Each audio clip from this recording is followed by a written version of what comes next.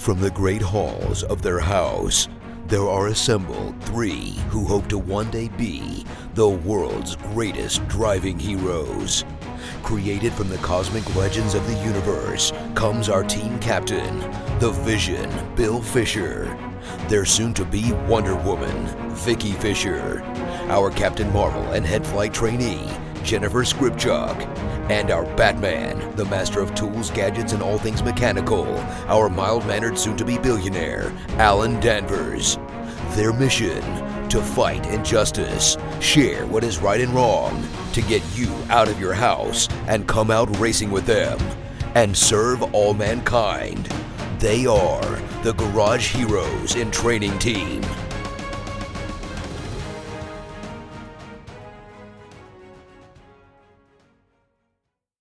Dominating with Dawson. Captain's Log Supplemental.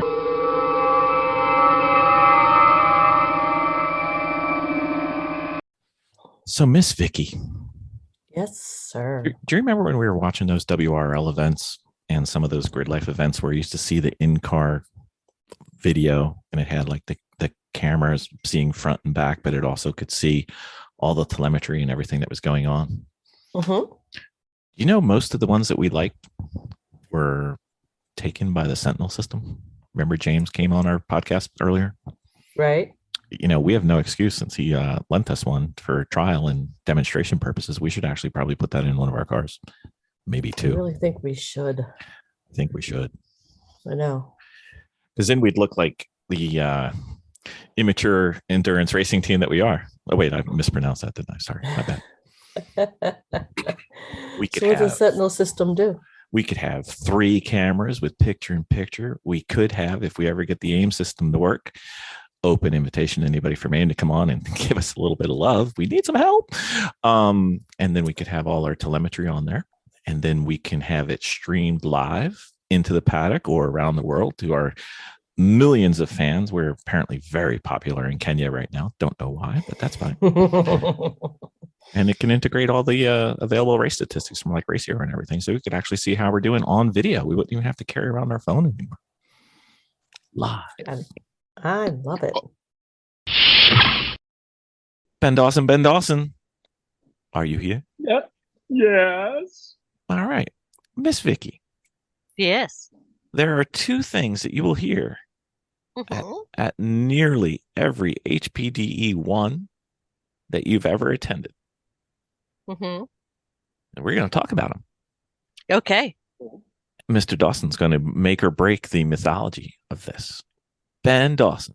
Okay. All right. Why is late apex best and why is late turn-in best? They're kind of together. And then the third one, why is braking in a straight line the best? Ugh. Man, I guess each according to his talents is the way I would answer that. Is how to each according to his talents is how those methodologies were developed. Pretty much, it was the assumption that we need to teach brand new people sort of this wrong-headed approach to driving, and then let them blend themselves into taking a more complicated, faster approach. I mean, would you agree with what I'm saying? Well, it's much like the very expensive suit that you go out to buy that you look on the inside of the jacket or the pants and it says one size fits most. Yeah. It's not great. It's the problem. There's a couple problems, but the problem for me is once you're better, when do you know to switch? Right. Nobody ever told me, hey, Ben, instead of braking to get down into hog pen, it's sort of a straight line over here on the side, then turning and then, getting back on the gas when it feels exactly right. Nobody ever said, hey, why don't you try cannonballing that thing straight down and then yank the wheel? Like nobody ever said, hey, here's the quick way to try it. But, one of the ways I'm certainly, I don't think it ever really stuck with me to try those approaches, but I definitely recognize that in my early HPDE, my own early time in HPDE, and I was like, okay, this is what we do. But I knew that I think having maybe a couple of ride-alongs and having already been somebody who raced something else before, I was pretty sure that this was just sort of an evolutionary step.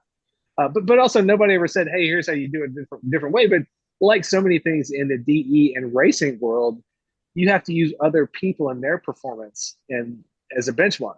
Mhm. You know, and it's a pretty broad range of cars and performance at a DE event. But even still, you know, even when I was doing that with my Miata, you know, in the lower level groups, I'm beating everybody on the track no matter what car they had, because I was just better at the driving than a lot of people out there. And was way more committed because I knew what I could get away with in that car better than a lot of those people did. So anyway, you know, regardless of what's next to you on the track, you know, I picked up on different approaches and things that I could get away with just by seeing other cars do it. Like, oh crap, oh, you could just kind of shoot down there that way. Let me try that. You know, they did it and they were a lot faster than me that way. That guy just gapped me doing that, so I'm gonna try. I mean, I'm just always hungry for lapping up anything else I see somebody doing that's better than me. And I'm the same way at work. If somebody's got a better idea than me, I'm like, boom, that's what we're doing. You know, I'm the same way on track now. You know, if nobody's physically in the car with you going, hey, Bill, why don't you try doing it this way? I mean, because that's what a lot of mid-level and high-level instruction and coaching is. Somebody in the car with you or watching your video going, hey, you know, you've been doing this and that's okay, but you can be faster or turn it in a little early. You know what I mean? Like whatever the tips are. Does that make sense? Yeah, I mean it's identical to the train stop when the train's coming and the crossing. If the car in front of you made it, you can make it. It's fine. You know, on the opposite end of that, I'll say this: as an instructor, there have been times where that's all I was willing to show somebody. Yes, that's what a do you think different about story. That's a different story. I've been like, here's what you're allowed to do until I get more confident with what you're doing. So, and I mean. So it boils down to being taught kind of a crappy methodology that's one size fits all, that's mostly safe, less likely to get your insurance rates up right out of the gate. What are you doing with all these novice drivers at your events? You all had 28 wrecks, whatever it is. But, you know, I think it's kind of a cop out, but it's just a way track day organizers have kind of come up with, sort of generally teach a universal approach and let people evolve from there. You know, I think we should talk about sort of the specifics of why people think it's a good idea to have a late apex. You know, if you early apex at the same speed, you might be able to pull off a late apex or a similar speed. You're likely to hit the wall. If you do a late apex in the same fashion, you're likely just to drive off at a more straight exit. So you're less likely to come to grief by trying a late apex, and you know, have a better chance of getting out of whatever upset you might have happen to you on the exit. Yes. So that hence the late turn in, hence that gives you the late apex. And the break in the straight line is just to have you be just concentrating on your brake and not be trying to brake and turn at the same time in another bid to just have you less chance of you having a problem that puts you and your car off the track or wrecks you. I think we've come to the point in this podcast where Vicky's going to get up on her soapbox for the first time. And no, here we go. No, Nope. You're going to be quiet. What do you think she would be telling us right now, Bill? Well, fake Vicky would sound something like, you know, I was breaking straight line forever. Nobody ever told me. It's a nobody told me. It's a nobody told me thing. I got you. What's trail breaking? I know. We've had many podcasts on this. On the every trail podcast breaking. is somebody's first podcast of hearing us. Welcome to the first podcast you've ever heard. I've never heard that. I've never heard the term trail breaking though. That's new. Ever. No, those. Go ahead. Break. Just yes, I feather going through the turns. Sometimes when I enter, so I can. Well, I as I'm going into the turn, I still punch it and I feather, lifting and pressing, lifting and gassing, just so I can make sure that I maintain grip. What? And then I'm not kidding. well, sometimes I feel like if I go through, okay, listen, my whole issue that I've always had was that I've never had faith in my tires. Welcome to a new question. We have just transitioned into the Twilight Zone. Go ahead. Right. So sometimes I have a tendency to feather because I always feel like I'm going to lose the back end, which I probably am working on losing the back end, correct? I mean, I would say feathering the throttle on and off is probably more risking more of an upset than just smoothly beginning to apply the throttle. I would picture a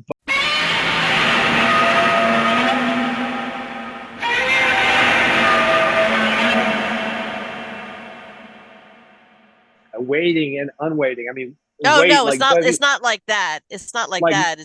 no, It's no. I me. mean, wait like heavy, like WEIGHT. So if you're on and off the throttle, you're switching how the car is weighted from weight on the front, weight on the back, weight on the front. So I would think that would promote more instability than a smooth, smooth deceleration into the point where you want to pick the throttle back up smoothly and never uh, feathering it or Okay, playing with it up and well, down. the way I kind of feel it is like when you go into a turn and you go in too hot, and Yeah, don't do that.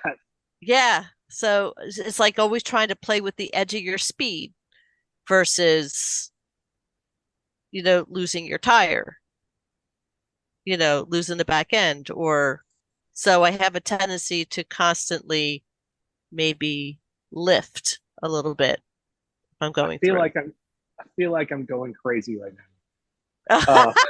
Not So even sure what we're talking about. if I were to talk to somebody who's not named Vicki, Yeah. I would say, A, do you have a plan for your turn? And B, did you have a plan the last time you were at the turn? Because you should adjust it and you should approach it from the bottom, not the top, and work your way Yeah. up, not Yes, of And, down. course. and four, do I hear the tub running right now? Yes, yes, you do. I believe my feet are already wet. Yeah. Yeah. You want to you want to have things timed out well enough that you're not overcooking it into the corner. That Right. you're entering it in a way that's collected, and that you're able to get yourself turned in and rotated all smoothly, breaking up until the point where you're going to transition back to throttle. You're either braking, you're on the brakes, or you're on the throttle. No hanging around time, unless a couple of Right. tiny examples we've talked about. But in general, the whole methodology is to brake, turn in, get back on the gas, exit. Of everywhere is some rhythm of that. Let's go backwards one step though. It's gas, gas, gas, gas, gas, gas, gas, real fast. Yes. Mhm. I'm sorry. No Vicki, weight. you keep your foot all the way down to the floor on the gas until you feel like it's time to brake, and then immediately switch. There's no coming up off of it. Limo stop and roll into the corner. The idea and the thing that we're always working up to is either you're fully committed to the throttle or you're fully committed to slowing down with the brakes. And if you have a low horsepower car, there's no margin. You're either one or the other. It's a switch either way. If you have a car that's got a little bit of power, you're gonna have to slowly commit to the throttle and then give it a full commit. But the whole idea is never to be coming on and off, just trying to. Nobody's ever gonna be like, "Hey, Vicki, you could do a better job of just kind of playing with the throttle and the brake in the middle of the corner." Nobody's ever going to tell you that that's good, or hey, you're really nailing it with that. That's not what you want to be doing. You want to just be one smooth deceleration moment followed immediately by picking the acceleration back up after you've rotated around the corner. So that's the idea, and that's the goal we're always heading for. I know the reality is like, man, sometimes I got to kind of play with this to make sure I'm getting it right. But yeah, you want to work your way. Like if you start feeling like, oh crap, I parked it in the corner by trying the normal approach, that just means you can brake a little bit deeper, carry a little more speed in there. But we don't want to try to be adjusting the speed like mid corner. We kind of want to get in there with the right amount. So Okay. So can I ask future Vicki a question without present Vicki throwing me in the bathtub all night? Okay. If you lose your back tires, so what? What's going to happen? Yeah. What's going to happen? You are correct. What's going to happen? Nothing. You know how to fix it. Just pushing the edge. Well, you're not near it. So this these little flip flops on the pedals are making you unstable, which then makes you the edge lower. So you're gonna figure out how to get to a lower edge, which is not what you want. Okay. It's okay to spin every now and then. I know. You've done it. Mm-hmm. It's okay. Last time I checked, the cars are fine. You're fine. It's all good. Right. Okay. Thank you. All right. Has nothing to do with the question we started, but that's okay. That was part B for that one. Okay. I think we'll come back to that maybe, but we'll see. Very well. All right. Thanks, everybody. Thank you.